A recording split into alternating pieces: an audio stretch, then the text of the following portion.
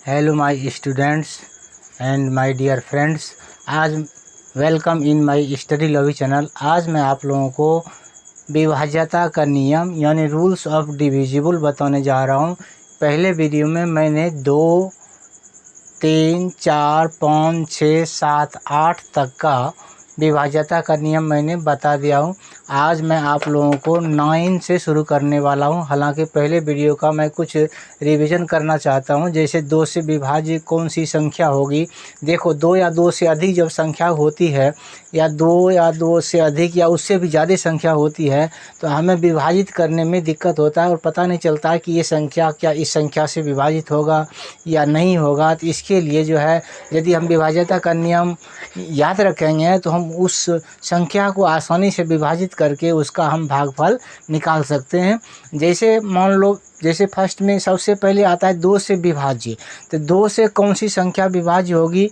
देखो इकाई के स्थान पर जब किसी संख्या के इकाई के स्थान पर यानी शुरू में या तो शून्य हो या सम संख्या हो तो हम समझ जाएंगे कि ये संख्या जो है 2 से विभाजित होने वाली है। ये दो से विभाज्यता का नियम है। अब चलते हैं 3 से विभाज्यता का नियम। तो 3 से विभाज्यता का नियम ये है कि जब किसी संख्या के आंकिक योग यदि 3 से विभाज्य हो तो वह संख्या 3 से विभाजित हो जाएगी। जैसे मान लो कोई संख्या 3 से विभाज्यता के लिए जैसे 2 से विभाज्यता के लिए 2 से विभाज्य के लिए मैंने क्या किया 2 से विभाज्य के लिए क्या शुरू में क्या होना चाहिए। शुरू में 0 या 2 या सम संख्या। ठीक है। तो ये जो है जिस संख्या के शुरू में 0 हो या 2 हो या सम संख्या हो तो वह संख्या 2 से निश्चित रूप से विभाजित होगी। अब चलते हैं 3 से विभाज्यता। 3 से विभाज्यता का नियम यह है कि जब किसी संख्या के अंकों का आंकिक योग 3 से विभाज्य हो तो वह संख्या 3 से विभाजित हो जाएगी। जैसे मान लो 432 है। ठीक है। तो 432 ये कैसे पता चलेगा कि 3 से विभाजित है या नहीं है। बगैर भाग दिए हुए हम इसको नहीं बता सकते हैं कि ये 3 से विभाजित है या नहीं है। या इसका नियम ये है कि इसका जितना अंक है 4, 3, 2 इसको हम जोड़ देंगे। जैसे कैसे जो 4 जोड़ 3 जोड़ 2 तो कितना हो जाएगा 4, 3, 7, 2, 9 ये हो गया 9 यानी आंकिक योग कितना हो गया 9। और 9 जो है 3 से विभाज्य है इसीलिए 432 जो है वो भी 3 से विभाजित होगी। यही 3 से विभाज्यता का मुख्य रूप से नियम है। ठीक है। अब चलते हैं 4 से विभाज्यता का नियम। 4 से विभाज्यता का क्या नियम है कि किसी संख्या के शुरू का 2 अंक कौन होगा। एक होगा दहाई और एक होगा इकाई। यानी दहाई और इकाई दोनों मिलकर के 2 अंक यदि 4 से विभाजित हो जाती है तो वह संख्या 4 से क्या होगी विभाजित होगी। जैसे कोई संख्या मान लो 484 ले लेते हैं। ठीक है। 484 ले लेते हैं तो यहाँ पर जो है 8 और 4 ये दहाई का अंक हो गया, ये हमारा इकाई का अंक हो गया। तो ये दोनों अंक को पहले हम देख लेंगे कि क्या ये दोनों अंक 4 से विभाजित हो रही है। यदि हो रही है तो पूरी संख्या जो है हमारी 4 से विभाजित होगा। यानी 84 जो है ये 84 जो है 4 से विभाजित हो जाता है कितने बार में 1 यानी 21 बार में विभाजित हो जाता है। कहने का मतलब 484 भी विभाजित हो जाएगी। अब चलते हैं 5 से विभाज्यता का क्या नियम है। ये तो बिल्कुल सिंपल वे में है। 5 से वही संख्या विभाजित होगी जहाँ पर कि इकाई के स्थान पर या तो 0 हो या 5 हो तो ऑटोमेटिक हम समझ जाएंगे ये संख्या जो है 5 से विभाजित होगी। अब चलते हैं 6 से विभाज्यता का क्या नियम है।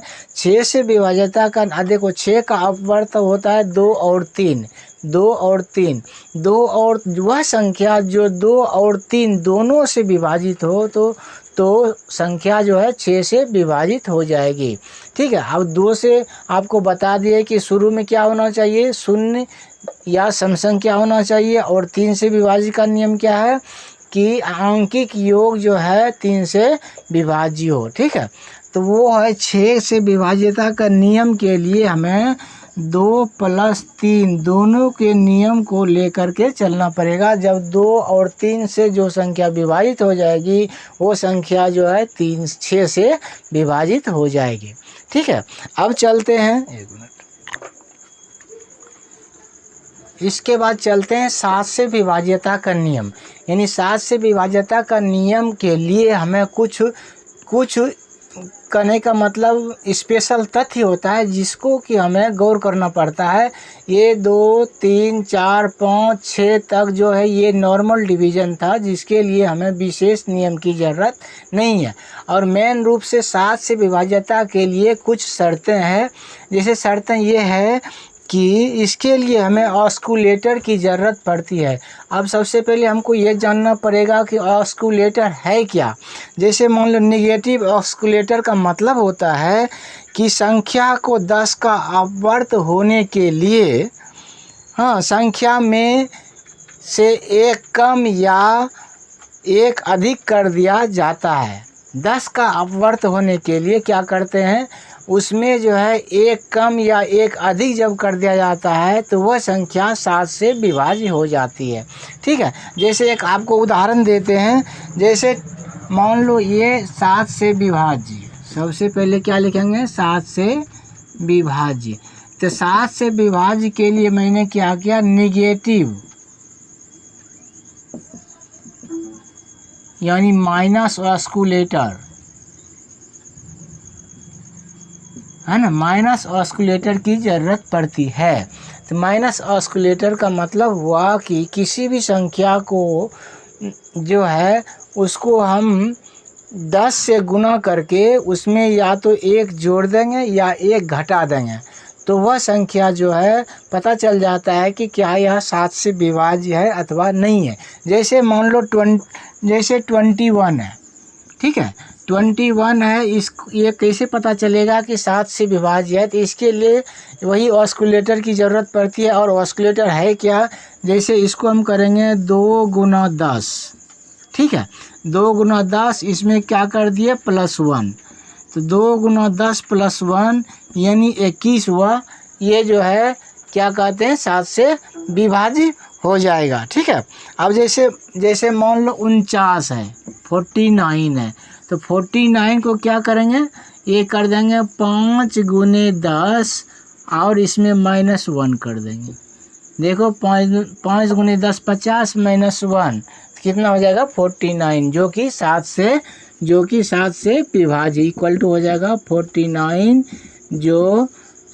जो क्या है, 7 से विभाज्य है।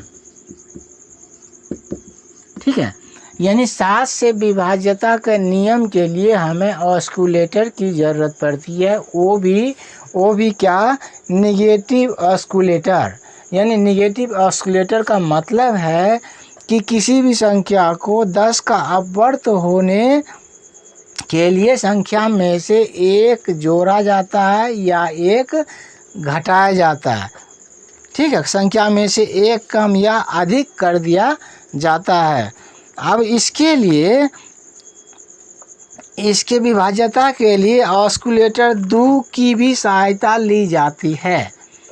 अभी मैंने आप लोगों को बताया कि ऑस्कुलेटर 10 की मदद से भी इसको हम पता कर सकते हैं कि संख्या 7 से विभाज्य है या नहीं। अब इसमें ऑस्कुलेटर 2 की भी ज़रूरत पड़ती है। वो कैसे पड़ती है, जैसे मान लो कि 112 है, कितना है, 112 है, तो 112 ये जो संख्या है 7 से क्या विभाज्य है या नहीं, इसकी जांच के लिए हम क्या करेंगे, इसके जो रूल्स है वो लागू करेंगे। तो 112 को हम लिख सकते हैं, जैसे कैसे करेंगे, तो यहाँ पर लिखेंगे, क्या लिखेंगे, 11 घटाओ, ये क्या लिखे 11 घटाओ, ये क्या है, 2, ये 2 और ऑस्कुलेटर जो है वो 2, हाँ, 11 उसके बाद इसमें कितना घटा दिए, घटाओ 2, और जो ऑस्कुलेटर 2 है उसको हम 2 से गुना कर दिए, तो ये कितना हो जाएगा, 11 घटाओ 4 यानी हो गया 7। 7 जो 7 से विभाज्य है। ठीक है, जैसे दूसरा उदाहरण लेते हैं हम 343। मान लो 343 लेते हैं, तो इसको कैसे बनाएंगे, इसी तरह से बनाएंगे। क्या लिखेंगे हम, सबसे पहले लिखेंगे 34। ठीक है, उसके बाद 34 गुने 34, उसके बाद क्या हो जाएगा, यहाँ पर माइनस करना है। 34 माइनस 2, 34 माइनस क्या किए 2, ये 2 क्या है, हमारा ऑस्कुलेटर है। ये जो है ये संख्या हमारी लास्ट वाली संख्या है, ये 2 जो है हमारी लास्ट वाली संख्या है, और ये जो है 2 हमारे ऑस्कुलेटर है। तो यहाँ पर 343 जो है 343 माइनस 2 की जो ऑस्कुलेटर है, और गुना क्या कर देंगे, यहाँ पर हम 3 कर देंगे। ये 3 जो है यहाँ पर गुना कर देंगे, कितना हो जाएगा, 34 माइनस 3 दूनी 6, कितना हो जाएगा, 28 6 34, यानी कितना हो जाएगा 28, जो कि जो 7 से क्या है, विभाज्य है। 7 से विभाज्य, 28 7 से विभाज्य है, तो ये 343 भी 7 से विभाज्य हो जाएगा। यानी 7 से ऑस्कुलेटर का ये विशेष नियम है, जिसके लिए 7 से विभाज्य के लिए हमें ऑस्कुलेटर की ज़रूरत पड़ती है। ठीक है, अब चलते हैं 8 से विभाज्यता का क्या नियम है, यानी 8 डिविजिबल बाय 8। कोई संख्या 8 से तभी विभाजित होगी जबकि अंतिम 3 अंक 8 से विभाज्य हो, तो संख्या जो है 8 से विभाजित हो जाएगी।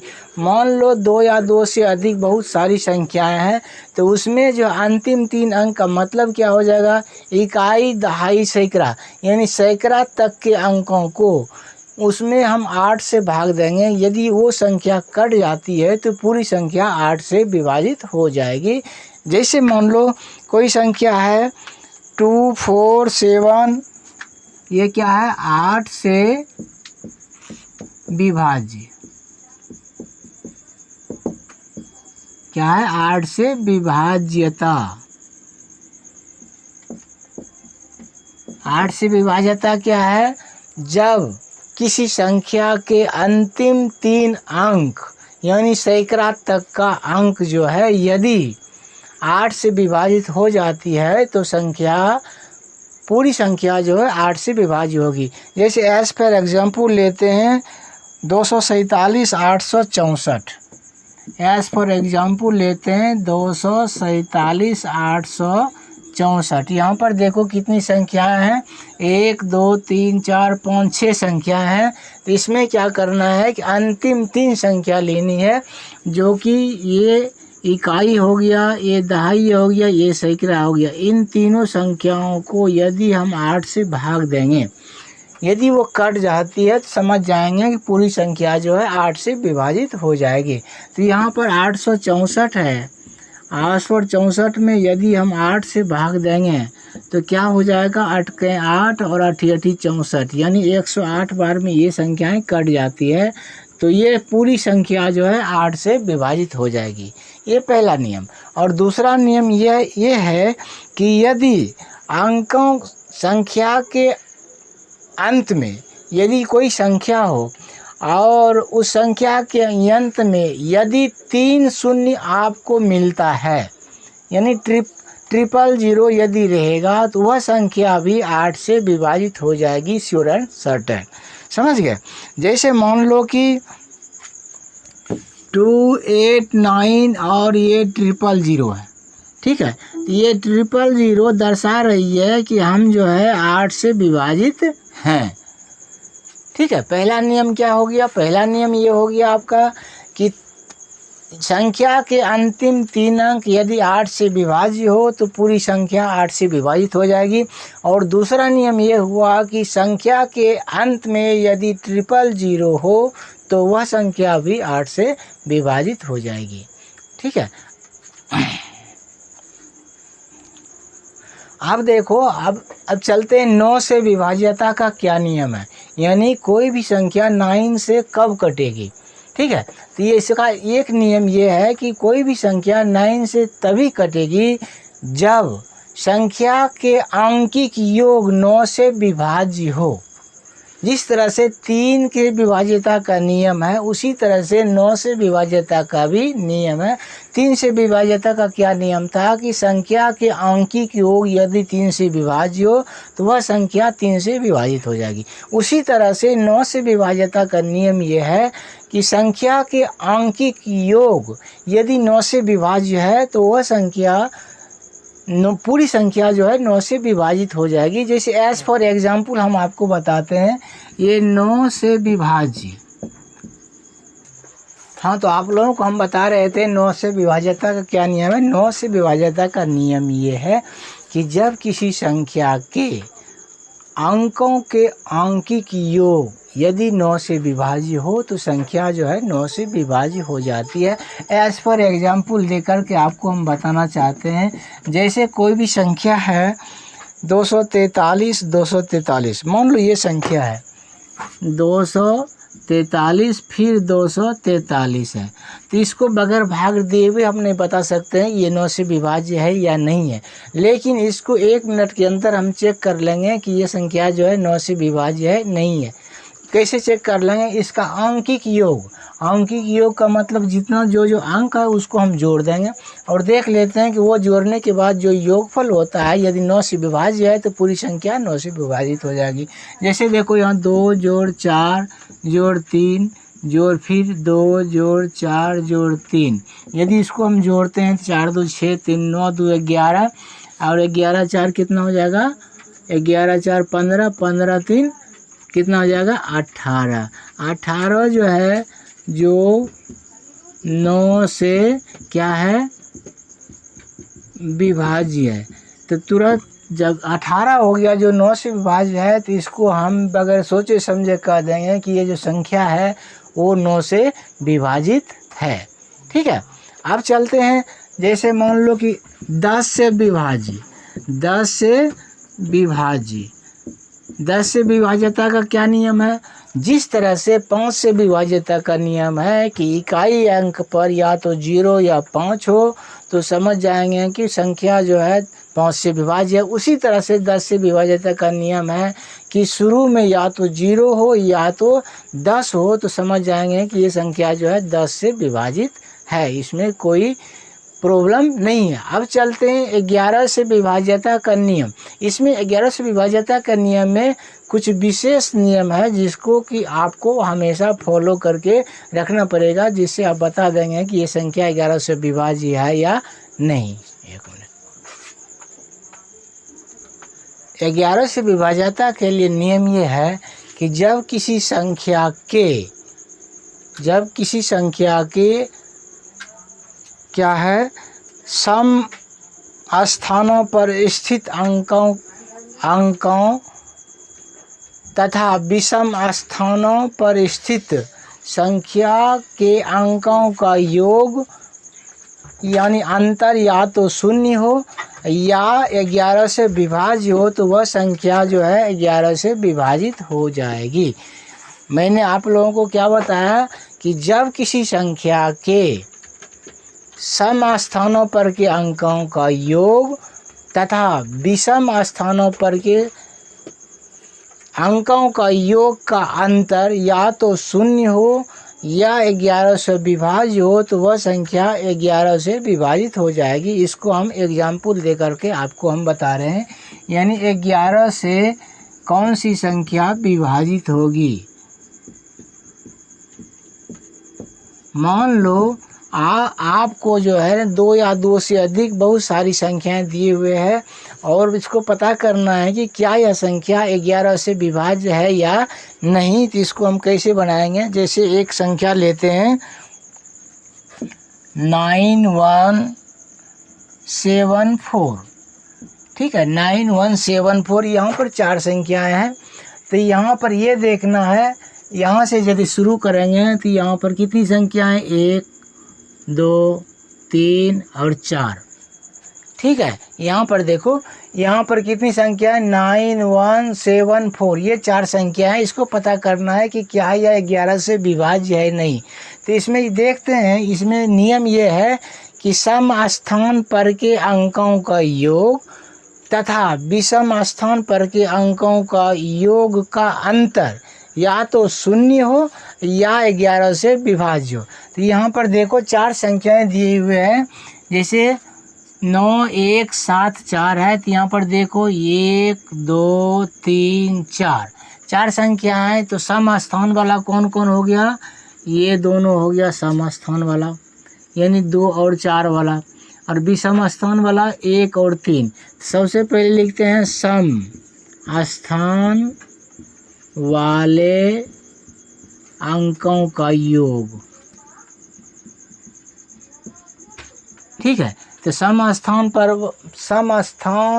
वाले अंकों का योग क्या हो जाएगा, सम स्थान पर 2 है, 2 के जगह पर क्या है 7, और या कितना है 4 के जगह पर 9। तो यहाँ पर लिखेंगे 9 + 4, 9 प्लस क्या लिखेंगे 7। तो ये अगर 9 7 16, ये जो है 9 और 7 जो है ये दोनों संख्याएं सम स्थान पर के हैं। ठीक है, अब चलते हैं, लिखते हैं विषम स्थान वाले अंकों का योग। वो देख लेते हैं वो है क्या। तो विषम स्थान वाले अंकों का योग, यहाँ पर विषम स्थान यानी 1 है विषम, इसके स्थान पर 4 है, इसके बाद 3 के स्थान पर 1 है। तो यहाँ पर क्या लिखेंगे 1 + 4 = 5। अब दोनों में जो है हम क्या करते हैं, डिफरेंस देखते हैं, या तो 0 हो जाए तो भी 11 से विभाज्य होगी, या 11 से विभाज्य हो तो संख्या है 11 से विभाज्य हो जाएगी। जैसे कि 16, अंतर क्या हो जाएगा, अंतर देखते हैं, अंतर हो जाएगा 16 - 5 यानी 11। 11 जो क्या है 11 से विभाज्य है। ठीक है, जैसे मान लो कोई बहुत बड़ी संख्या ले लो, 8 4 5 6 4 3 2 6, इतनी बड़ी संख्या है, और तुरंत पता करना है कि ये संख्या जो है 11 से विभाज्य है या नहीं। इस यहाँ पर हम क्या करेंगे, नंबरिंग सिस्टम कर देंगे, 1 2 3 4 5 6 7 8 संख्याएं दिया हुआ है। तो यहाँ पर जो है सम और विषम, पहले सम वाले को जोड़ लेते हैं, और उसके बाद विषम वाले को जोड़ लेते हैं, उसके बाद दोनों में डिफरेंस करते हैं, देखते हैं क्या होता है। तो यहाँ पर पहले सम वाला देखना है, सम स्थान पर के अंकों का योग। देखो यहाँ पर सम स्थान पर के अंकों का योग, यानी सम स्थान पर क्या है, यहाँ पर देखो 2 है, उसके बाद ये हुआ 4 वाला, उसके बाद 6 वाला, उसके बाद क्या हुआ 8 वाला। तो सबसे पहले क्या लिखेंगे, 2 + 4 2 + 4 जोड़, उसके बाद ये 5 जोड़, उसके बाद क्या आ जाएगा 8। चलो इसको जोड़ लेते हैं। तो 4 2 6 6 5 11, और 11 8 कितना हो जाएगा 19 आ जाता है। ये हुआ सम स्थान पर के अंकों का योग। अब विषम स्थान पर के अंकों का योग कैसे निकालेंगे।